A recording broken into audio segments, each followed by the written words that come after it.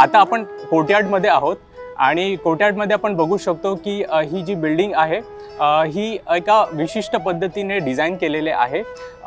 हा जो प्लॉट होता हा त्रिकोणी आकाराचा प्लॉट होता।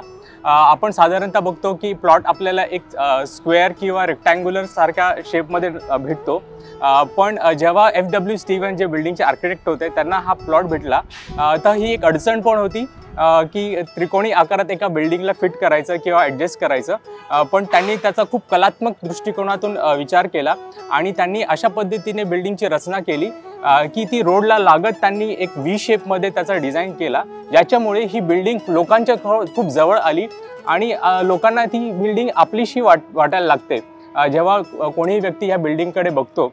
आणि ह्याचा विचार दृष्टिकोन असा होता की कारण की ही एक ॲडमिनिस्ट्रेशनसाठी बिल्डिंग होती आणि त्यामुळे ती लोकांच्या जवळ असावी असं ती एक भावना निर्माण व्हावी, त्या दृष्टिकोनातून त्यांनी ह्या V शेप बिल्डिंग बनवली जी पूर्व आणि पश्चिम या दोन्ही रोडच्या एकदम लगत आहे।